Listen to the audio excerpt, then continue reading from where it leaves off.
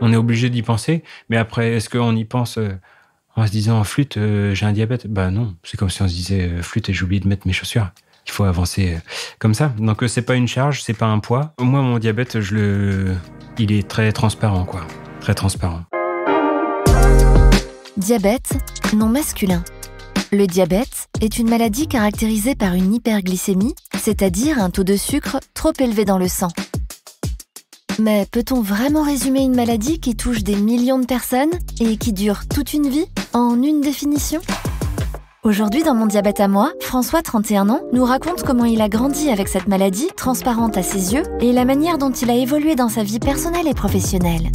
Bienvenue dans Mon diabète à moi, le podcast qui donne la parole aux jeunes diabétiques.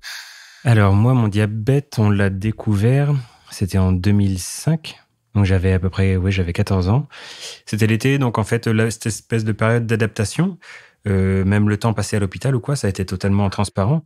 Et j'ai fait ensuite une rentrée comme toutes les autres. Moi, mon mode de traitement, c'était au stylo, donc c'est une espèce de seringue, avec des petites aiguilles, et puis on se pique au moment où on mange. Ça se voit pas. Enfin, j'ai même plein de copains, je me suis piqué à côté d'eux pendant des années, et puis ils avaient jamais trop fait gaffe, quoi. Après, j'ai fait des études après mon lycée. Là aussi, tout s'est à peu près bien passé parce que toutes les habitudes, c'est déjà ancré finalement. C'est déjà inscrit dans le quotidien, donc on sait ce qui se passe si on mange plutôt des pâtes que du riz, si on mange pas du tout de féculents, si voilà.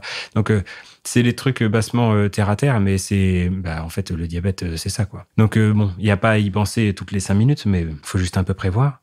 Donc jusqu'à mes études, ça n'a pas changé grand-chose. Là où je m'en suis un peu plus rendu compte, c'est lorsque j'ai commencé à travailler. Je faisais beaucoup de déplacements, tout en voiture, parfois assez loin, pas pouvoir manger, attendre par exemple, je sais pas moi, à 14h30. Ah mais quand on a mangé à 6h30, parfois le repas il est loin, quoi. Et puis si on n'a pas du tout prévu, là ça peut piquer. Ça peut piquer et puis j'ai commencé à faire des hypos assez profondes. En l'occurrence, on peut dire tout de suite pourquoi, parce que je pense que ce sera plus éclairant. Il apparaît que j'avais fait un renouvellement d'ordonnance et, manque de bol, le médecin, qui n'était pas mon endocrino classique, m'avait prescrit pas la bonne insuline, en fait. Il existe plusieurs types d'insuline et là, il m'avait pas prescrit la bonne. Et quand on fait une hypo assez forte, un des symptômes, c'est de faire comme une espèce de crise d'épilepsie. C'est un petit peu les derniers remparts, là, pour que le corps libère du sucre. Et à partir du moment quand on commence à toucher à l'épilepsie, là, la question du permis se pose. Donc moi, j'ai eu une suspension de permis pendant 6 mois pour un peu soupçon d'épilepsie, on va dire. C'est normal, donc il y a pas grand-chose à faire. Et puis à l'accepter, mais manque de bol, moi qui faisais des chantiers avec mon travail, plus de permis, là ça commence tout de suite à pas être pareil, quoi. En l'occurrence, on était dans une PME, on n'était que deux, il y avait le patron et moi. Lui, il avait autre chose à faire que de faire le taxi. Donc, suspension de permis. Et là, la relation avec mon patron a commencé un peu à changer puisqu'il m'a dit, là, je sais pas si je peux te garder. Je me sentais un peu coupable de pas pouvoir faire ce qu'on me demandait aussi. Et là, on se rend compte que la maladie, par contre, elle est présente. Et peut-être qu'il aurait fallu penser avant à expliquer les risques, à faire comprendre que, voilà, t'embauches quelqu'un avec une maladie.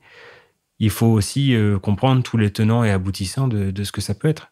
Donc je pense qu'on n'est pas moins productif qu'une personne lambda. On n'est pas plus fragile qu'une autre, mais par contre, il faut peut-être en discuter avant. Donc, suite à cette expérience-là, j'ai changé de travail. Et, coup de pas de bol, on m'a demandé de faire des déplacements, je ne sais plus combien, c'était 3 fois par mois, prendre l'avion très tôt, aller dans le sud de la France pendant 2-3 jours et puis revenir après. Finalement, 2-3 fois par mois, ça recommence à ressembler à presque une fois par semaine, quoi. Donc, moi, je suis allé là voir mon manager en disant « Écoute, je suis désolé, personnellement, je pourrais pas, quoi. » J'avais contacté le médecin à la médecine du travail pour en discuter aussi. C'est les gens qui m'ont aidé, qui m'ont dit « non, mais c'est normal, en fait. Il n'y a pas à se sentir mal ou il n'y a pas à justifier de quoi que ce soit. Si tu as été embauché, c'est pas parce que tu es diabétique. Du reste, ils savent qu'ils ont embauché. Voilà, donc tu peux l'expliquer et personne te mettra en défaut ou personne va te dire « Oh, là, attends, on va te changer de poste parce que c'est pas possible. » Donc finalement, j'en ai parlé un peu avec mon manager qui m'a dit « aucun problème, on va faire autrement. Il existe maintenant, on peut faire des visios, on peut faire plein de trucs. Donc il n'y a pas de souci. » Il faut pas forcément cacher sa maladie, on peut en parler. tout le monde sait dans son entourage, que ce soit au travail ou chez soi, à qui on peut en parler, à qui il est important d'en parler aussi. Il faut s'attendre forcément à peut-être un peu des haussements de sourcils ou quoi, parce que tout le monde connaît pas le diabète. Généralement, les gens pensent plutôt aux grands-parents. Ils se disent, ah ouais, attends, mais mes grands-parents étaient diabétiques ou quoi. Bah alors déjà, donc il faut peut-être parler de la différence entre diabète de type 1 et diabète de type 2 ou quoi. Et même sans avoir à justifier les faits de façon scientifique. C'est simplement de dire, voilà, moi j'ai une condition qui est celle-là. Il y a des choses que je peux faire, il y a des choses que je peux pas faire. En l'occurrence, pour un diabète, on peut quand même pas faire très peu de choses. Du moins, c'est pas quelque chose qui est très, très handicapant. Mais du reste, il faut que les autres le sachent, quoi. Donc, de la même façon, quand je vais en réunion ou faire des présentations devant un client ou quoi, bah, c'est pareil, je préviens mes petits collègues et je leur dis, si vous sentez que je commence à diverger ou à dire des choses qui ont moins de sens, bah, intervenez, parce que moi, en l'occurrence, vis-à-vis des hypoglycémies, ça fait un peu comme un état un peu d'ébriété. Et bah, il y a des fois, on commence à divaguer un peu et puis on s'est pas trop rendu compte que on disait un peu des âneries. Donc c'est pour ça, je pense que c'est important d'en parler pour les moments un peu clés, quoi.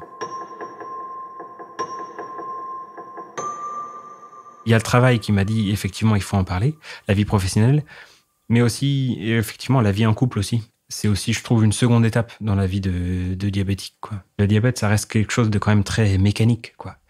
Si on n'a pas mangé, on fait du sport, bah, il y a un risque. Si on n'a pas mangé, même parfois sans rien faire, il y a un risque. Si on a fait trop d'insuline, il y a un risque. C'est assez binaire. Donc, cette logique-là, il faut que l'autre la comprenne. C'est là qu'on voit l'impact que le diabète a eu sur notre quotidien, en tout cas. À côté de ma vie pro classique, on va dire, je suis musicien. Donc c'est un peu des dispositions à prendre. Mais ça m'a jamais trop inquiété parce qu'en l'occurrence, j'ai un copain musicien qui est diabétique aussi. Et que j'ai découvert que plus tard. Enfin, on a joué ensemble quelques fois. Et puis un jour, il m'a vu me piquer. Il m'a dit, ah bah t'es diabétique? Ah bah moi aussi. Et en plus, il est bien plus âgé que moi. Enfin, bien plus. Du moins, il avait une 50aine d'années, quoi. Et lui, il est musicien professionnel. Donc là, tout de suite, on se dit, hop là, bah, ça rassure. Parce que lui, il est souvent loin de chez lui. Il est souvent avec des horaires pas forcément cadrés. Et pourtant, il a un diabète de type 1 et qu'il arrive tout à fait à gérer comme un grand. Et donc, c'était invisible, mais vraiment invisible. Et ça m'a beaucoup rassuré. Aussi dans mon mode de traitement, parce que j'avais pas d'amis diabétiques avant. Et lui, moi qui étais au stylo, lui se traitait par pompe. Bah justement, pour une vie qui est parfois un peu plus déséquilibrée, avec des repas à retardement ou quoi, pour ça, la pompe, en tout cas pour lui, c'était un super outil, quoi. Donc, fort de connaître ça, je suis passé sur un traitement par pompe. Et effectivement, ça aussi, ça a pas mal changé ma vie. C'était encore plus souple qu'avant, quoi. Donc là, pour une vie de musicien, ou même pour un à côté de musicien, parce que on va manger tard, on va aller dans les bars, on va peut-être pas boire que de l'eau ou quoi, bah ça, c'était... Pour moi, en tout cas, c'était un outil parfait, quoi, pour régler ma maladie. Dès le début, en fait, on se rend compte qu'on est un peu différent sans l'être, en fait. Et ça, bah, ça oblige à se dire, bah, la personne avec qui je parle ou les gens avec qui je suis, ils ont peut-être ça aussi. Ils ont peut-être pas une maladie chronique. Et à la limite, ils ont forcément quelque chose. Donc, on se rend compte, en fait, qu'on peut avoir une différence et que ce soit totalement invisible pour les autres. Et ça oblige aussi à être beaucoup à l'écoute des autres. Ça amène de la bienveillance, de la tolérance, parce qu'on souhaite que les autres en aient peut-être un peu à notre égard.